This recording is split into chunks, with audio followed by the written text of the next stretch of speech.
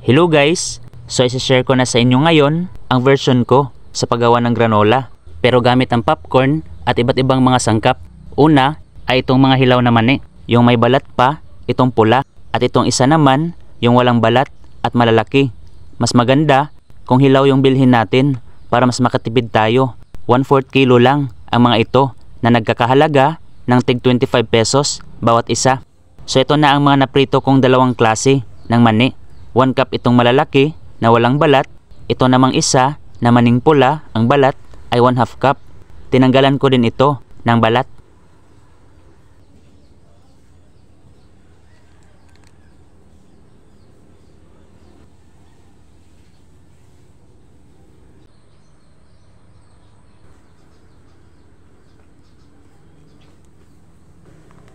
Sunod na sangkap ay itong chocolate chips na 100 grams.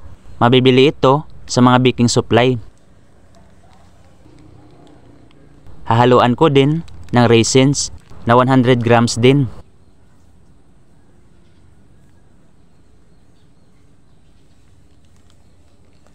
Ang huling sangkap ay itong squash seeds. Mabibili lang din ito sa mga baking supply.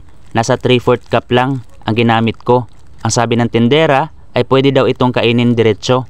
Sabi ko naman, ihahalo ko ito sa aking popcorn recipe.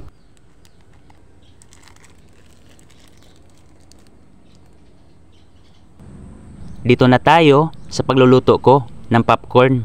Sa mainit na kawali ay prito muna natin ang mga butil ng popcorn. Yung hanggang ma-reach lang natin na meron ng konting puputok ay okay na yan. Ito pala ang paraan ko sa pagluluto ng crunchy popcorn na na-share ko na sa inyo nung nakaraan.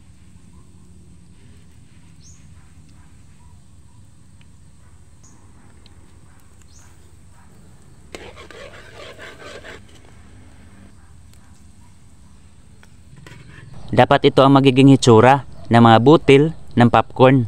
Ilagay muna ito sa lalagyan at hayaan muna ng 5 minutes para lumamig lang ng konti. Ngayon ay lulutuin na natin ulit ang mga napritong popcorn.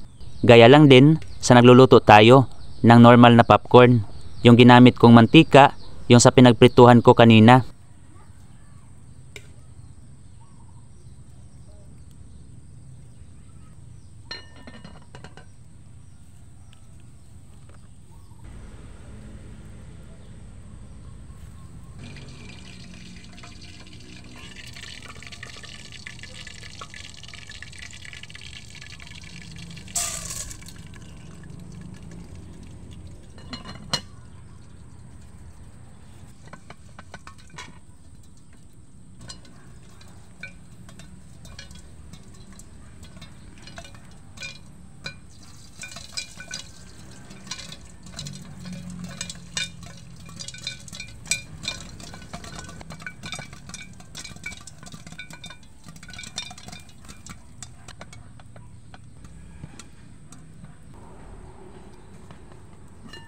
Ito na guys, ang resulta nito ay malutong talaga na popcorn.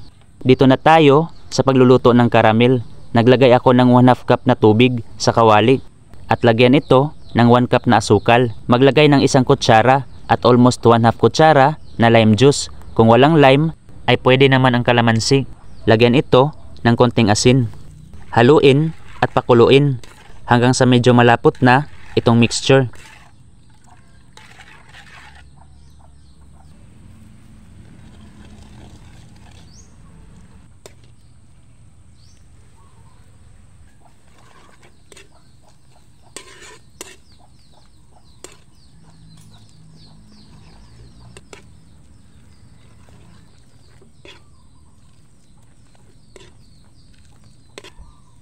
Ganitong lapot lang ay okay na. Remove muna ito sa apoy, saka ihalo dito ang popcorn. Tapos ibalik ulit sa apoy at haluin.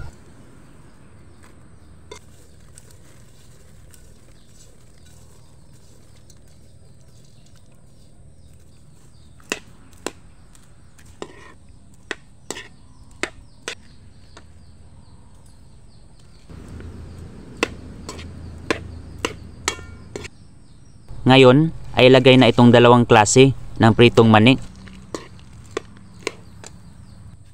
Sunod na ilagay ang 3/4 cup na squash seeds. Saka haluin.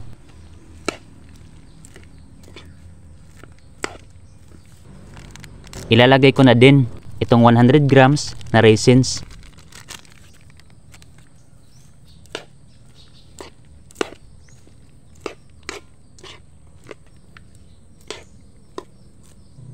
So naglagay ulit ako ng squash seeds para mabuo ang 3/4 cup. Nasa 1/2 cup lang ang nilagay ko kanina.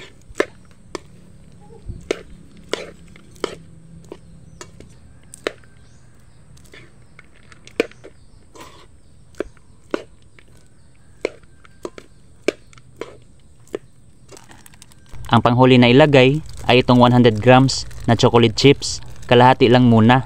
Mamaya na ilagay ang kalahati kapag wala na sa apoy.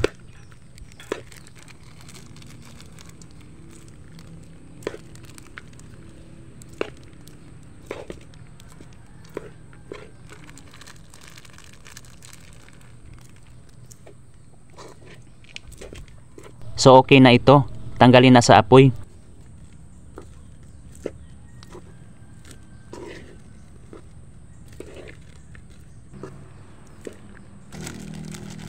Ito na ang natitirang chocolate chips kanina. Wala na itong apoy. Haluin ng mabuti.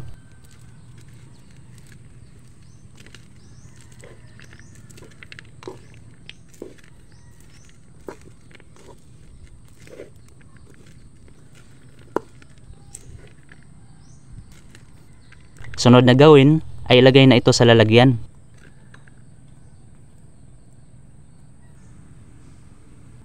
At narito na ang aking nalutong granola popcorn. Maganda ang kanyang kulay dahil sa pinaghalo kong mga iba't ibang sangkap. Nilagay ko pala dito sa isa pang lalagyan ang sobra saka tinakpan ng cling wrap.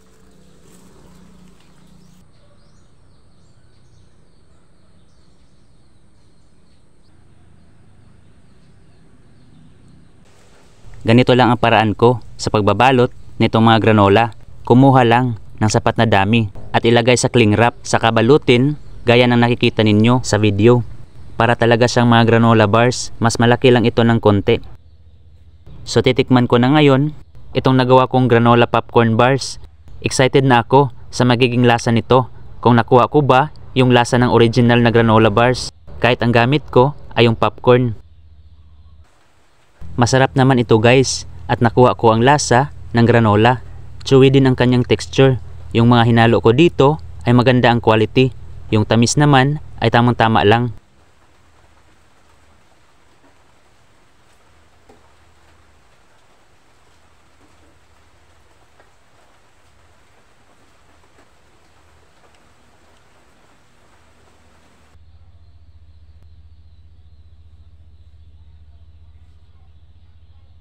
Dahil wala kaming ref, ay nagtry akong maglagay ng mga nag-crack na ice. Saka ko nilagay itong ilan sa mga granola bars sa ibabaw na may plastic para hindi mapasukan ng tubig. At nag-firm nga siya guys. Maganda yung resulta kapag napalamig ito.